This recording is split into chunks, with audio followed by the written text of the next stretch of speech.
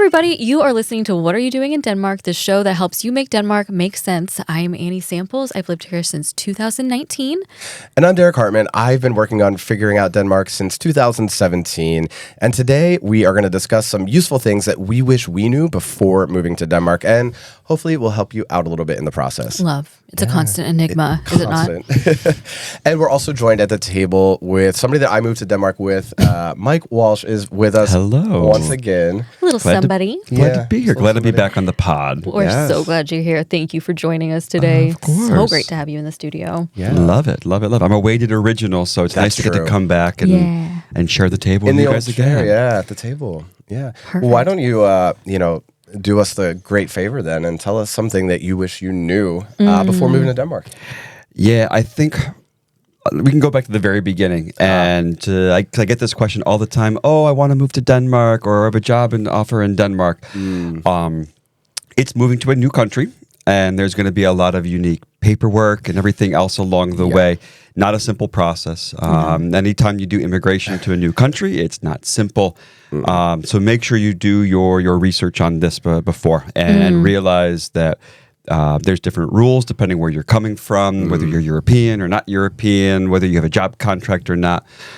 So definitely realize it's not as simple as just showing up and getting a job. And there certainly are a lot of horror stories from folks. Fortunately, I think the three of us have been very lucky and are working with Siri, which is the agency in Denmark that does folks that are coming here through immigration. So make sure you understand that process. You may need to, if you're coming with a company, hopefully you have a reload agency that can support yourself with your paperwork, because it's super complicated. If your company is not offering that, or they're a small firm, definitely put that into a package that you have to do that. And if not, realize you may have to put out some money for an immigration lawyer to support you to get it right, because it's one of those things that you just cannot mess up. It's so worth it. And I get asked all the time, how do I move to Denmark? I'm like, I'm not your resource for that. Right. Nope. You go find an immigration lawyer, because you don't take advice from me regarding that. I don't know all the ins and outs. Plus, the ins and outs change every second of every day. So true. Every time there's a new government. There's new rules. And even now, I think things are changing, supposedly to get a little bit easier, which is good. But there's some new things expected for the end of the year. So even if we gave you those exact figures and forms and how to do it right now today, it may be different by the time you listen to this. And I wish I knew. Actually, I have zero plans to become an immigration lawyer. But if you are an immigration lawyer, please contact us so that we can get you some business, because we got it for you. I'll get this a lot. And sometimes it's like, all I try to do is say, okay, go to the website. It's nuidanmark.dk. And we'll put that in the show notes and description. But besides that, I do not feel qualified yet. No, not at all. To help somebody. And it's a big process that I wouldn't want. I was so clueless when the process began. I had never lived outside of the U.S. before, and I was deep in the throes of having 3 very small children. I was just like, I'll sign here, whatever it takes. There was a time where we had to get our biometrics started, and you can only do that in like 3 places in the U.S. And if you don't know, biometrics are like your fingerprints and your picture that you need in order to get your visa. So it's like New York City, or it's like, I think it's actually maybe Chicago. New York, Chicago, San Francisco ended up being the closest one. And so we went to San Francisco for like 24 hours. With 3 children? With 3 small kids. Gosh. We sat in that Siri office, I am not kidding you, for 9 hours. Oh my God. We thought it was, show up, get your picture, get your fingerprints. We had to wait and wait and wait. I lost a part of myself that day. I don't think I've ever gotten back. But you know what? It was a lesson in resilience and resolve and things to come. And honestly, such things to come, and such a privilege compared to so many people's immigration process. So I'm so grateful for that. But I think it's a different journey for everybody. Yes, absolutely. And that's why I always recommend, if you don't have a company relocating you, contact an immigration lawyer. If you can negotiate that, because a lot of people that maybe move here for a smaller Danish firm or a startup, they don't know if they're Danish, or even if they're EU, and most of the employees are EU. They may not know this. Yeah. 1,000,000%. And it's not, they're not necessarily setting you up for failure, but they just don't. They don't know. Exactly. They don't grasp it.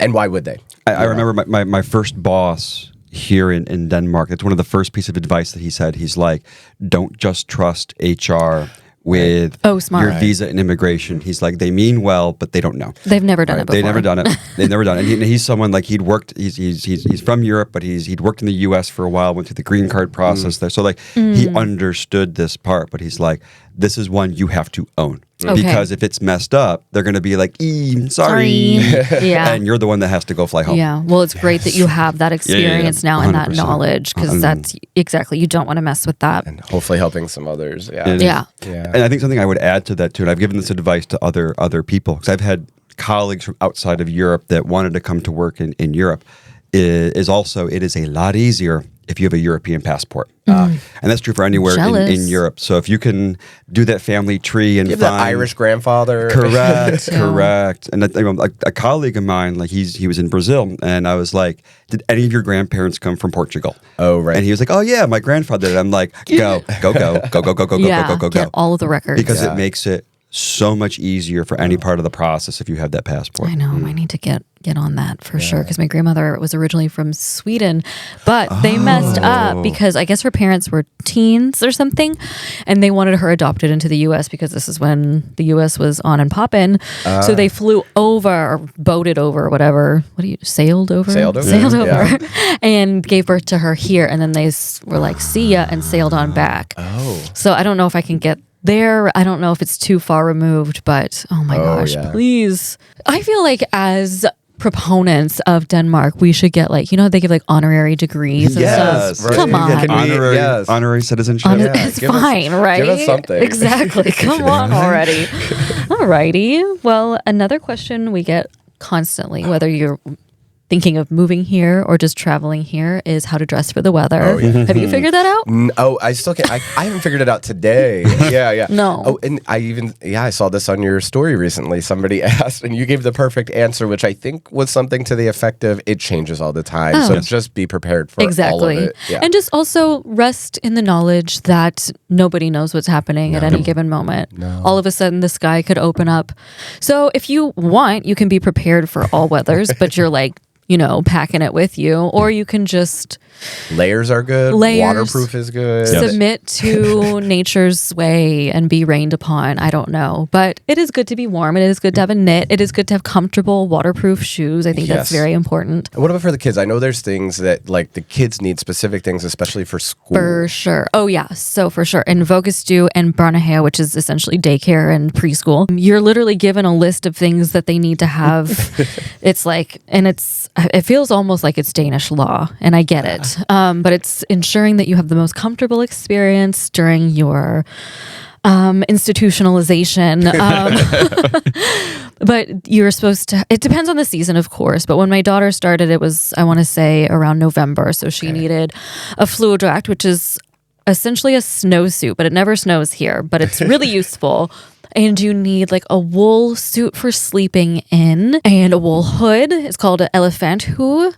Little wool booties, mittens are helpful. And then in the transitional seasons, like fall and spring, you have termitoy, which is how do you guys know how to describe it? It's almost like this is all new. Okay, yeah. I'm like, Chinese you tell me. Yes. No, that's crazy. This is all new, but how do I describe it? It's so like this very resilient fabric that keeps you slightly warm, but not too warm, that you put over your regular clothes. You have pants and a little jacket. And then again, you would have a hood, which looks like a little burglar mask. Yes, You've seen those, I'm sure. Yeah. And then summer, they're really big. Just wear whatever, but the sun cream is a really huge deal. Sure. So that's be sure you've got sun cream. So as soon as we ditch the fluodrax, all those parents are like, yay. And then we're like, oh, now we have to put sunscreen constantly on all these kids. And it's almost as hard as putting a fluodract on a kid. But I just get the spray and just and the sun here is more intense than I get so red just from it's going crazy. for a run for 30 minutes. And I'm sunburned. Why is it where we are north or UV or something? Yeah. We need to get somebody from Cabana University here to be able to, because I need to understand why.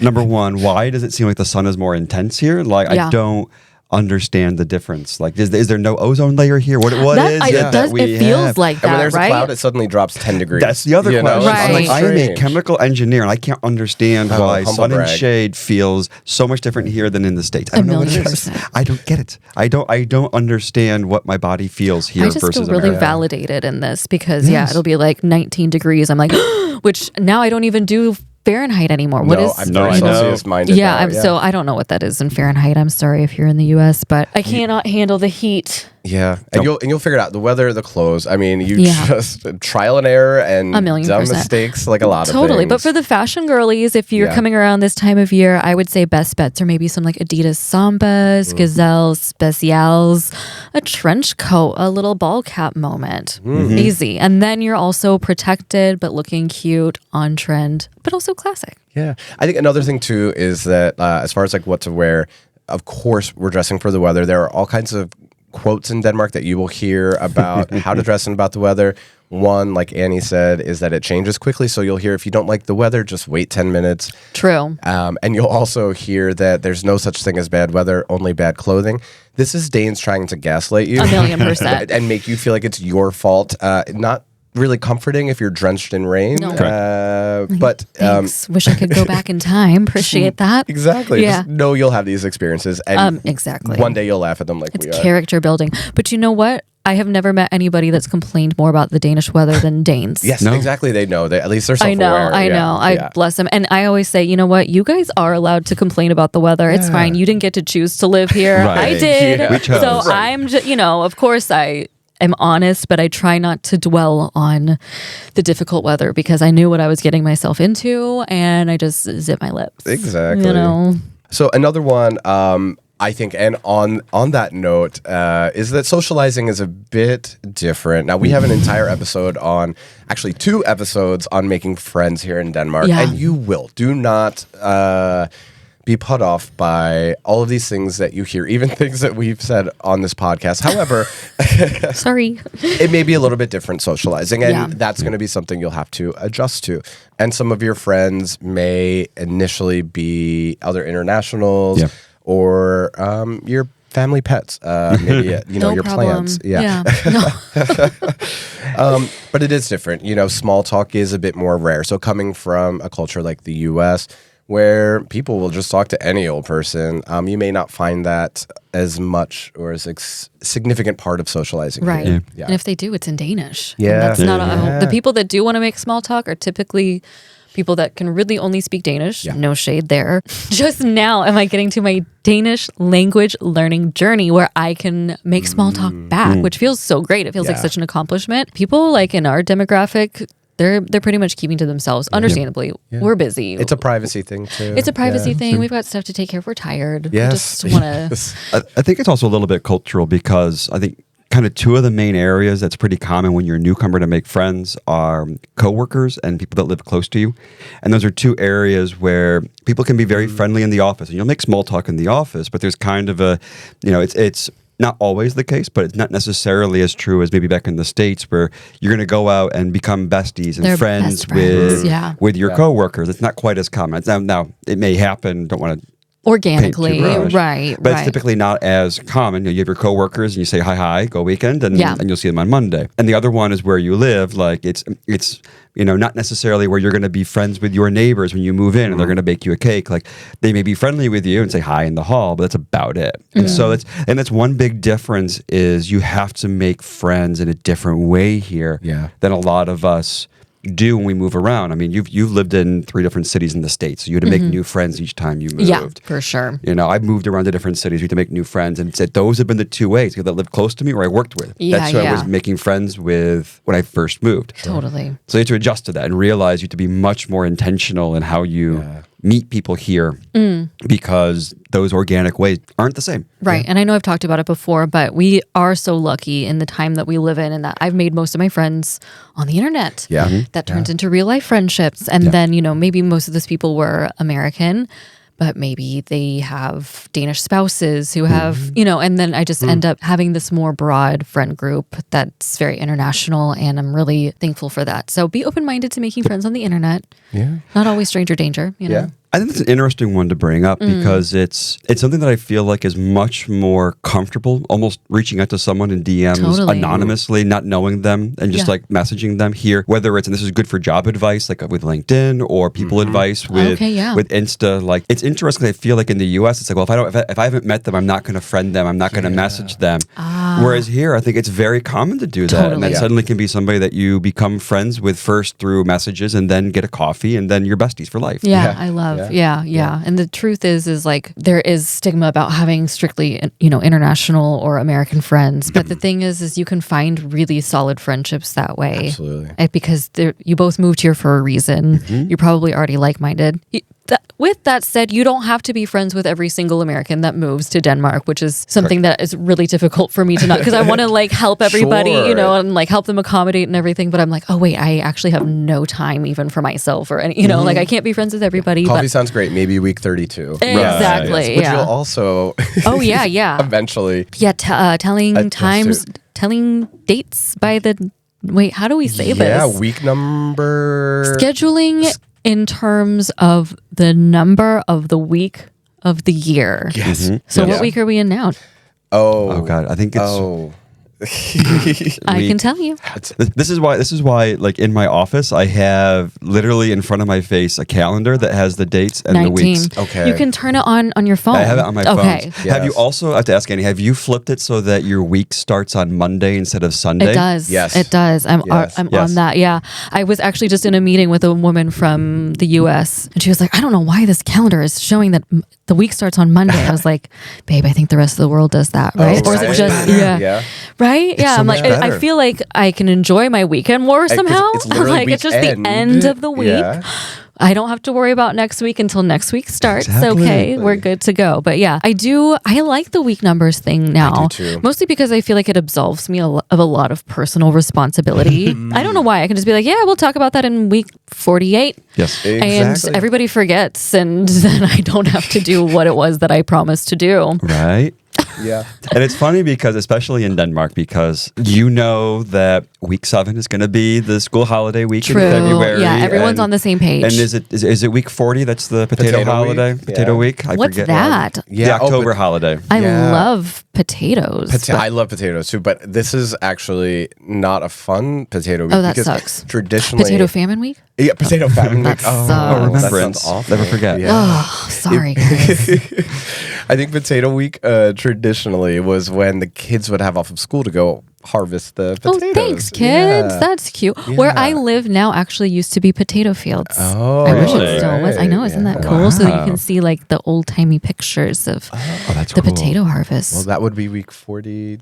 I think 42. Let's go with. I don't know. I forget. I'm so bad. We don't have kids, so I just It's more watching out when the flights are going to be super expensive. Yeah. Good call. Everybody goes away. It's crazy. But but that's a nice thing too, is that you get to know when the fall school holiday is and the winter school holiday. It's all based on the week numbers. Yeah. So nice. It is funny though, because I've gotten so used to the week numbers that if I talk to like colleagues in the States, I'm like, we can do that in week like 26, and they're like, what the frig is week 26? Yeah. What's a week 26? No, I will never forget when I first moved here. There was a store downstairs from where I was living, and we moved here in the summer. It was like closed 27, 28, 29 for summer and I was like, oh, like cute, like they're closed these days of the month. That's nice, good for them. Right. And then it's still closed. And then I learned about the weeks concept. I was like, good for them. Yeah, 3 weeks. Love that for them. So there's many little Christian holidays. We had Kristi Himmelfart, Jesus Skyspeed Day. That was fun. That is the best. I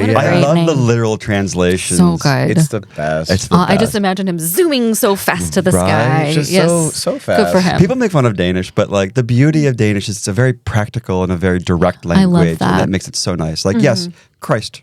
Heaven speed. Yes. Up he goes. The spring holidays are a great thing. I'm glad that I didn't know about them because it was such a nice surprise to have all of these. I'm like, like the weather was finally nice. And then it was like, you're off almost every Friday. Right. Yeah. That sounds great. But then this year, rest in peace, Great Prayer Day. Day. It's Tack for Alt. What's up with that? So we got that stolen away from us this year. Why is that? Yeah. They just were like, you guys need to work one more day. If anybody doesn't don't know, or if you haven't moved here yet, there used to be a holiday that I think in English translates to Great Prayer Day. Right. And way back, one of the kings of Denmark said all of these little minor feasts that people are taking off, like, you know, the Bakers Union would be off for like whatever the saint of baking was or whatever on like whatever day. And he was like, this isn't working for society. We're all just going to take one day off. Okay. And you do the saint of wheat on the, all on this. They're all moved. We're consolidating these days. Okay. So Danish efficiency. Yes. And yeah, it was great. And because of that, for hundreds of years, there was just this great prayer day where everybody was supposed to be off on that day. And that's when confirmation, I think, is held in Danish culture. So even for a very secular country that's not very religious, right. it was, you know, a rite of passage confirmation for, you know, kind of teenagers, right? Big party. And that was always in the spring, one of these nice spring holidays. Well, the government decided that they were going to get rid of the holiday to save a little money in the budget because all public employees got paid for being off that day. Now they don't have to pay them for the day off. They get the productivity of them working. Okay. And I guess that stimulates the economy. And it was primarily because they were increasing defense spending. Yes. In particular with the war in Ukraine. So we blamed it on the Ukrainians. So rather than having it, so the idea was that this would now bring more money into the Danish coffers by having all of us work that extra day. Yeah. Well, for the greater good, I guess. But I think that we really missed that Monday off. That is a Monday off. You really love that, right? I love that. Yeah. And it was always my favorite thing to tell colleagues that, like, oh, we're going to be off on Monday for a great prayer day. Like, I didn't think Danes were that religious. Everyone praying. No. I'm like, no. I know. I feel like they called the Danes bluff with that one. They're like, guys, come on. Are you praying? What are you doing? What are you doing? Know, there's like, something about bread. Okay. Like, eat bread. Yeah, you eat that special roll. You had a special just to walk on the ramparts. Like, really? What's a rampart? Actually, like the walls, like if you go to Castellet, like you can walk along the walls on the outside. Yeah. Oh, cool. Sounds fun. Yeah. Sounds very austere. I wish I knew that. Yeah. I didn't do it. I know we didn't take advantage of. Well, we didn't know it was going to be gone so soon. Yeah. Otherwise, you always celebrate it. It's always you got to cherish these things because you never know when even holidays are going to go away. No, that's true. We got to celebrate them as much as possible every time. Yeah. Oh, that's beautiful. I love that. Wow, beautiful. Well, something about these little random holidays that's not so great for me is that all of a sudden it's like, there's no school today. And I'm like, oh yeah, but I did schedule this and this meeting. Sorry. That's the other thing. When there is a bank holiday, the schools are done. You've got no other option. And sometimes the grocery stores too. So that really sucks.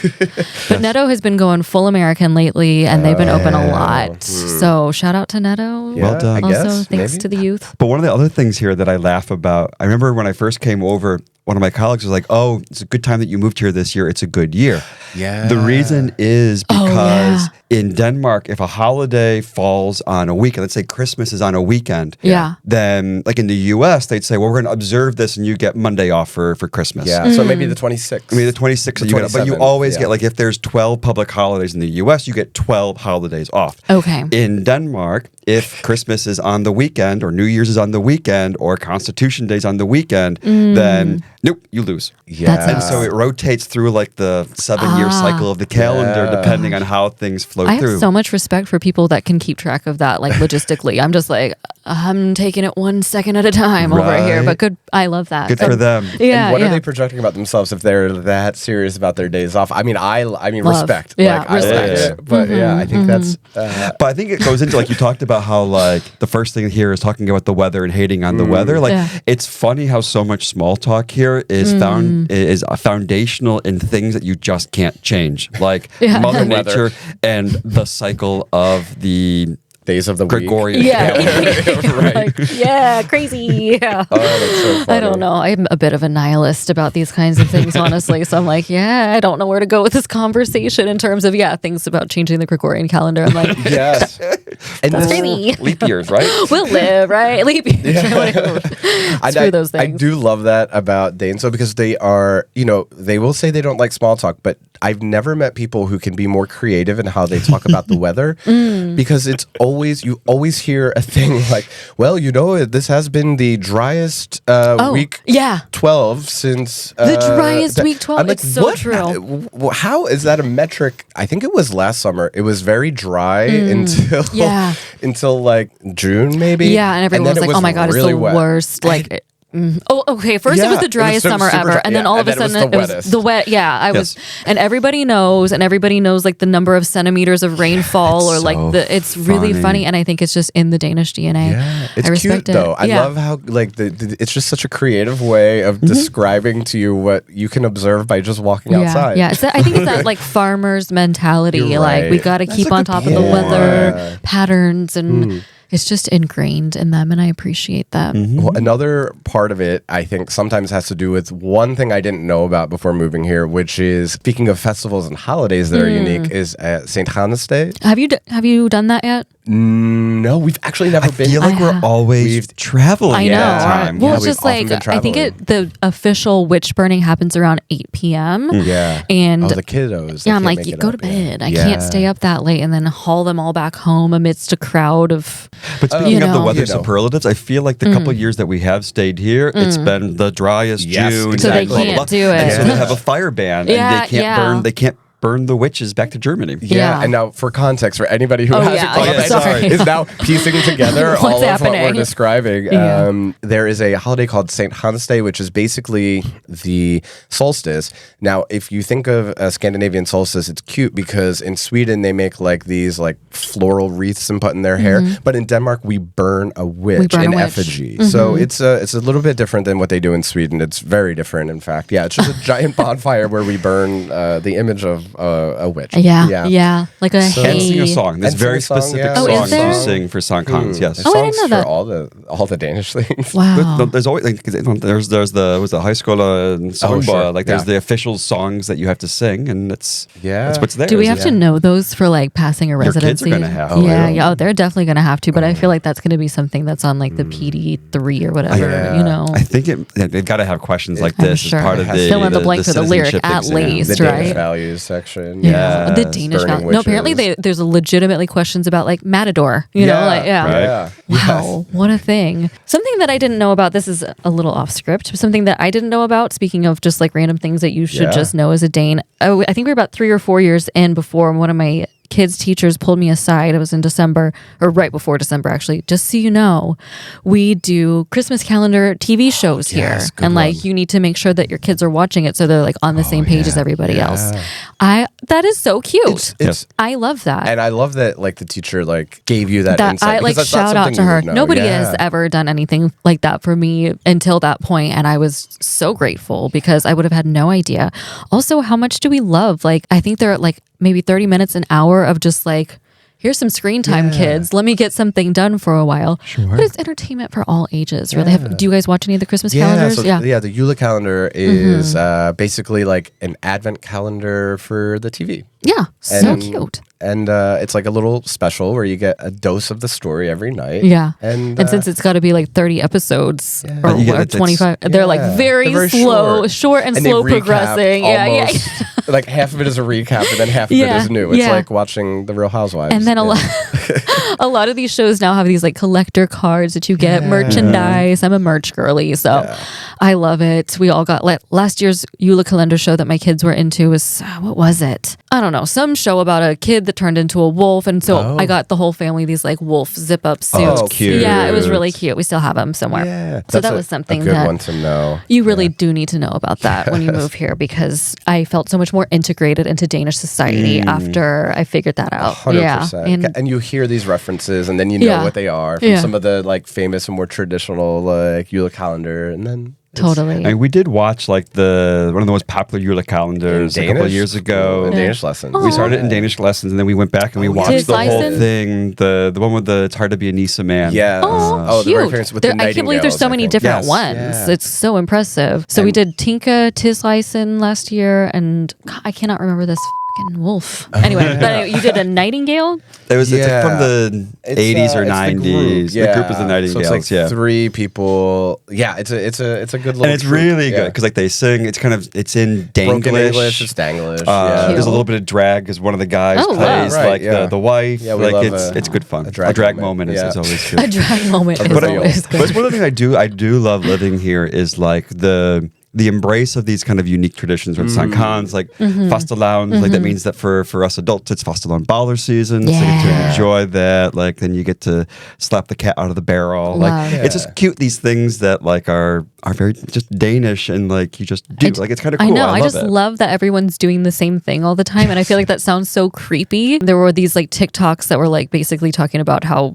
you know, Christmas in Denmark is like everyone's doing these same rituals. It feels like very witchcraft vibes. Very. But I think it's really precious. And, you know, like coming from a big country like the US, we don't really have like a unifying culture, which is a cool thing too. Sure, yeah. Yes. But it is very cozy to be here. I feel like Denmark is overall unproblematic in a lot of its traditions, I would say.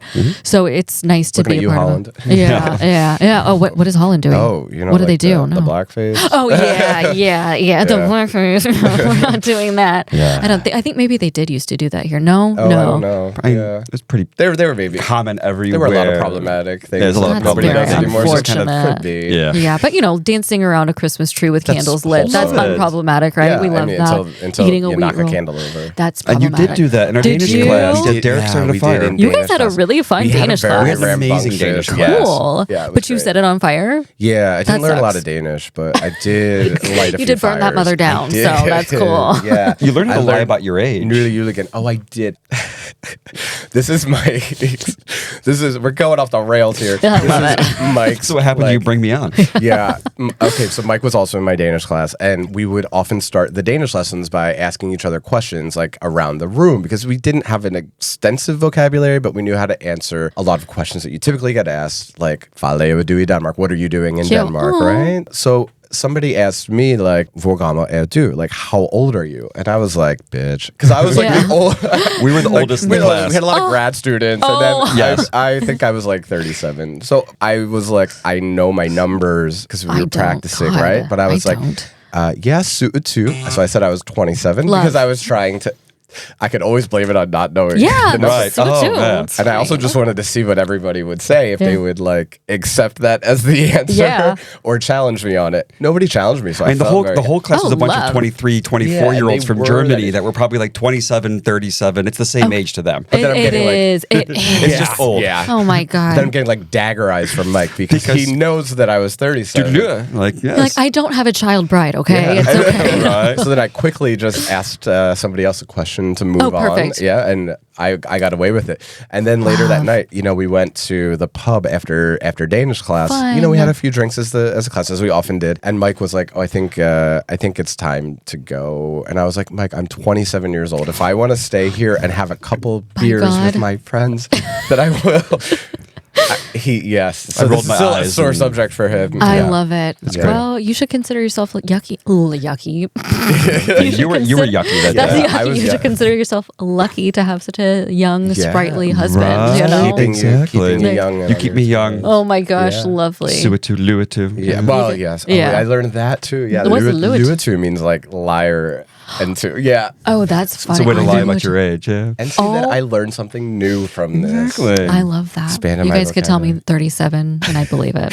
Thank you. 27, why not? Why not? Embrace it. Yeah. Well, these are all We just could go on wonderful forever. things. We have so many things, but a lot of them you're going to have to learn yourself. Yep, just sorry. like we did. That's right. But I hope you enjoyed this episode and hearing some things that we really wish we knew before we moved here, but that we had a lot of fun learning along the way. So much fun. Yeah. Thanks for watching and listening, everybody. And thanks for joining us today, Yeah, Mom. Of thanks course, so I'm much. so That glad to was be so back. I'll be back fun. anytime. Yay, good. Great. Well, Cool. We'll talk for great. today. Talk for your day. Bye. Bye.